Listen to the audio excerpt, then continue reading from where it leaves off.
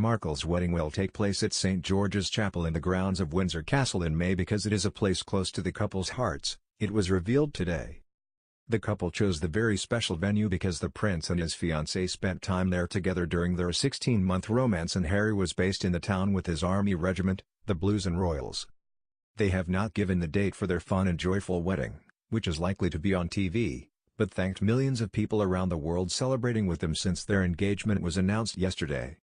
Divorcee Meghan, a Protestant who went to a Catholic high school, will be baptized and confirmed before the spring ceremony to comply with the royal family's beliefs that they should all join the Church of England. American Meghan, who has relocated from her home in Toronto, Canada, will also be taking British citizenship before May, a process that usually takes years. It is not clear whether the actress will retain her U.S. citizenship and become a dual national in the future. The couple has shunned a larger wedding at Westminster Abbey or St. Paul's for a more intimate church service at St. George's, where his father Charles had a blessing after marrying Camilla in the nearby Guildhall in 2005. It also means Queen and Prince Philip can easily travel to the wedding of the year, as it was revealed that the royal family will pay for the event, the music, the flowers and the reception. The actress' divorced parents Thomas Markle and Doria Raglan will both be there, but it's not known if her father will walk her down the aisle.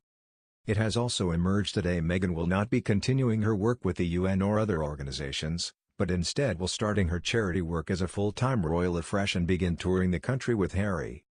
The couple's first public engagement will be on Friday at the National Justice Museum in Nottingham. Harry's communications secretary Jason Knauff said Windsor was a very special place for Harry, and that he and Ms. Markle had spent time there together during their 16-month romance.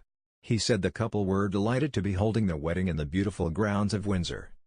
The prince's regiment, the Blues and Royals, one of two regiments which make up the household cavalry, are also based in Windsor, and he spent many happy periods at the castle, where his grandparents spend large portions of the year. Mr. Knauff said the couple, who were grateful for the warm wishes from the public, would be putting their stamp on their wedding day and would make sure it reflects who they are as a couple. The newly engaged couple have also plumped for May to avoid clashing with the birth of Prince William and Kate's third child, which is due in April.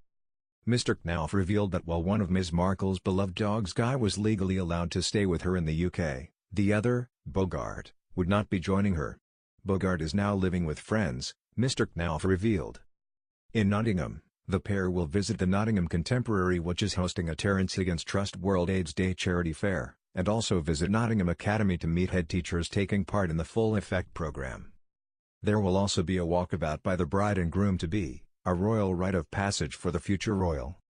Ms. Markle is to become the fourth patron of the Royal Foundation of the Duke and Duchess of Cambridge and Prince Harry.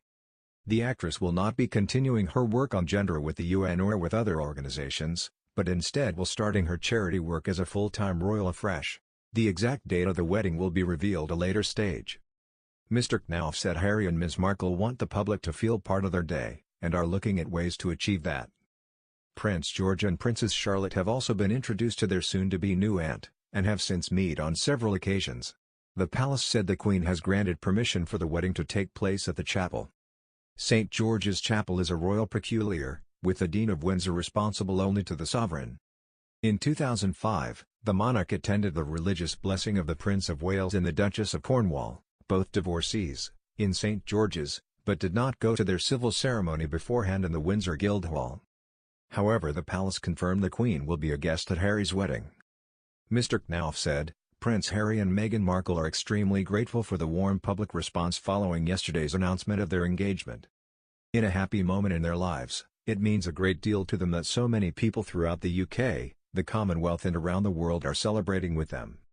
He added, Prince Harry and Ms. Markle are delighted that the beautiful grounds of Windsor Castle will be where they begin their lives together as a married couple. The couple of course want the day to be a special, celebratory moment for their friends and family. They also want the day to be shaped so as to allow members of the public to feel part of the celebrations too, and are currently working through ideas for how this might be achieved. This wedding, like all weddings, will be a moment of fun and joy that will reflect the characters of the bride and groom. Prince Harry and Ms. Markle are leading the planning process for all aspects of the wedding. We look forward to sharing these details with you in the months ahead as decisions are made. Mr. Knauff said, on the visit to Nottingham, Harry was looking forward to introducing Ms. Markle to a community that has become very special to him. The Full Effect program, led by Harry and set up by the Royal Foundation, seeks to combat youth violence.